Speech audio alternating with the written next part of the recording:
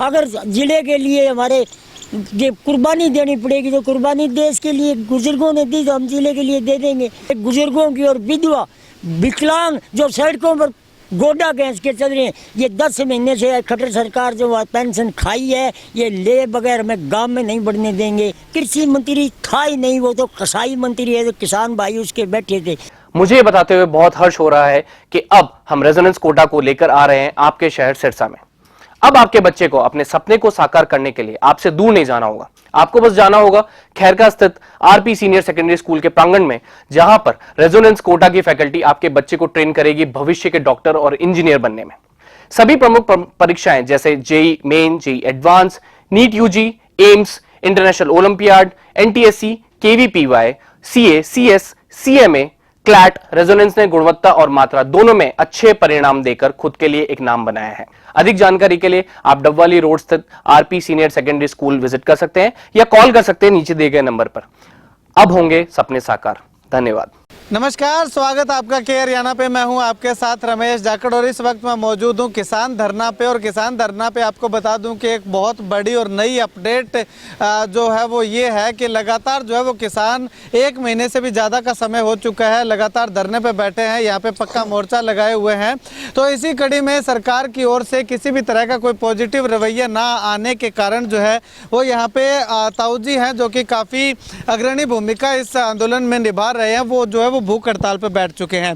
नाम है इनका ओम प्रकाश, गांव डिंग मंडी के रहने वाले हैं और किसान नेता, स्वतंत्रता सेनानी परिवार से ये नेम प्लेट जो है वो अपनी जेब पे लगा करके घूम रहे हैं। और ये स्वतंत्रता सेनानी परिवार से हैं। इसका परिमाण जो है वो ये है कि जो ताम्रपत्र जो है वो स्वतंत्रता के 25वें वर्ष के अवसर पर जो है वो स्वतंत्रता संग्राम में जो है वो स्मरणीय सराहनीय योगदान के लिए जो दिया गया था, और उसके बाद जो नेताजी सुभाष चंद्र बोस के फोटो लगा हुआ जो है वो मुख्यमंत्री बंसीलाल, तत्कालीन मुख्यमंत्री बंसीलाल के द्वारा जो है वो इनके यहाँ पे मिला हुआ है, वो दोनों ताम्रपत्र जो है वो यहाँ पे लगा करके बैठे हुए हैं। लगातार 3 दिन से हड़ताल पे बैठे हुए हैं और 30 दिन से भी ज़्यादा का समय हो चुका है। किसान लगातार धरने पे बैठे हुए हैं। तो चलिए ताऊजी से बातचीत करते हैं। ताऊजी, पहले तो ये जानना चाहेंगे तबीयत कैसी है आपकी? तबीयत देखो, डॉक्टर की रिपोर्ट शुगर सागर की ढीली बताएं, वैसे मेरे कोई महसूस अभी तक शरीर में नहीं हो रहा है, कोई तरीके की कोई घबराहट कोई वो नहीं हो रही है। और डॉक्टर साहब कह रहे हैं ड्रिप लगवा ले, कोई दवाई ले ले, थोड़ी सी तबीयत ढीली है। तो चलो डॉक्टरों की कुछ बात और है, मेरे दिमाग की कुछ बात और है।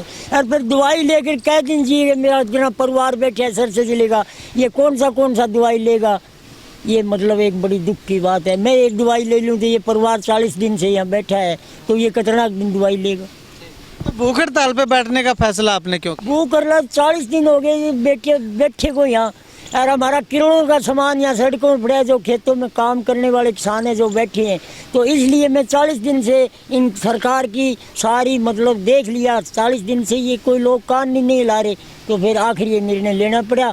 अगर जिले के लिए हमारे ये कुर्बानी देनी पड़ेगी तो कुर्बानी देश के लिए बुजुर्गों ने दी तो हम जिले के लिए दे देंगे। पर हरियाणा सरकार को ये हम मैसेज देना चाहते हैं आपके इस चैनल के माध्यम से कि हम ले करके जाएंगे, जायज़ है तो हमें दे दो, या सरकार का कोई नुमाइंदा आएगा तो आप नाजायज़ मांग रहे तो हम खड़े होकर चले जाएंगे। एक हमारे बुजुर्गों की और विधवा विकलांग जो सड़कों पर गोडा गैस के चल रहे हैं, ये 10 महीने से खट्टर सरकार जो पेंशन खाई है, ये ले बगैर में गांव में नहीं बढ़ने देंगे। ये आप के चैनल के माध्यम से मैं चेतावनी देता हूँ कि जो विधवा है 1-2,500 रुपये के सहारे पर इनने झूठ बोला था 5100 3100 कह करके फिर 250 रुपये देने के लिए ये 1 साल से हमारा खा गया। ये हमें बड़ा दुख है इस बात का। ठीक है। अभी पीछे जब कृषि मंत्री यहाँ पे आए थे तो उनसे पूछा गया था धरना शुरू होने से पहले कि किसान जो है वो धरना शुरू करने जा रहे हैं, तो उनका साफ तौर पे कहना था कि एक यूनियन के हैं या वो लोग हैं, किसान नहीं हैं। नहीं, ये सब किसान है बेटा, सब खेती करने वाले लोग हैं, सब किसान हैं। और जायज़ मांगे नजायज़ कृषि मंत्री जाकर, कृषि मंत्री होता तो हमारे बीच में आता, कृषि मंत्री था ही नहीं, वो तो कसाई मंत्री है, तो किसान भाई उसके बैठे थे और यहाँ आ नहीं सके। आकर के बुझा झूठी, अगर ये मांग हमारी थी तो कह देता भाई झूठी है, हम नहीं देंगे, तो हम चले जाते। तो अब ये जो आपका आमरण अनशन पे बैठे हैं आप, कब तक जारी रहेगा ये? जब तक प्राण दम में दम रहेगा, जब तक अनशन मेरा जारी रहेगा। ठीक है, तो अभी प्रशासन से कोई आया आपकी सुध लेने के लिए? कोई नहीं आया, ये सरकारी डॉक्टर आ रहे हैं, माड़ी मोटी देखभाल कर जाते हैं, और कोई नहीं आया। ठीक है, कोई ड्रिप वगैरह ग्लूकोज वगैरह लगवा रहे कह रहे थे डॉक्टर मैं नहीं लगवाऊंगा, मैं ड्रिप एक लगवा लूंगा, तो मेरे इतने भाई ये कैसे जिएंगे? नहीं, अगर सरकार इस बात को समझती है तो आए, आकर के कहे जो हमारी मांग सही है तो दे दे, झूठी है तो हम चले जाएंगे। चलिए, आप लखविंदर सिंह ओढ़क जी हैं। लखविंदर जी, अगर बात करें तो कोई प्रशासन से इन दिनों में बातचीत हुई, क्या कुछ नतीजा जो है वो उस बातचीत का रहा? देखो, सबसे पहले तो जो ताऊ जी भूख हड़ताल पे बैठे उसके बारे में बात करेंगे। ये पिछले 20 दिनों से हमारे सभी साथियों कह रहे थे ये नकम्मी सरकार है, ऐसे मानेगी नहीं, अपने को कड़ा कदम उठाना चाहिए कि मैं आमरण अनशन पे बैठना चाहता हूँ। लेकिन हम जो है सभी साथी सलाह करते करते टाइम टपाते अब 3 दिन पहले जब इन्होंने डिसीजन लिया है, उससे पहले हम इनके घर गए। हम 5-7 साथी यहाँ से गए, बाकी गाँव वाले साथी से, पूनिया जी से, राड साहब से। तो इनके जब घर गए तो ये यहाँ थे, हम उनके घर गए तो इनकी पोती जो मिली हमारे को, छोटी बच्ची है वो, तो हमने परिवार को, इनके बच्चे को, बेटे को, पोती को, सबको जब कहा भी ताऊ जी ये फैसला लेना चाहते हैं, तो वो बात सुन के हमारा जो छाती सीना और चौड़ा हो गया। उस बच्ची ने कहा भी हमारे पूर्वजों ने हमारे देश के लिए संघर्ष किया, सुभाष चंद्र बोस जी के साथ संघर्ष किया, तो अगर हमारे दादाजी किसानों के लिए संघर्ष करते हैं, उनके प्राण भी चले जाते हैं, तो हमारे लिए इससे बड़ी फ़ख्र की कोई बात नहीं होगी। ये इनका पिछोकड़ है। ये जो संघर्ष वाले लोग हैं, जो संघर्ष वाले परिवार से हैं, स्वतंत्रता सेनानी परिवार से हैं, ये झुकने वाले दबने वाले नहीं हैं। तो जब हम डीसी साहब के पास बुलाया उन्होंने बात के लिए, तो वो कहते भी आपने डिसीजन जो है ठहर के ले लेते।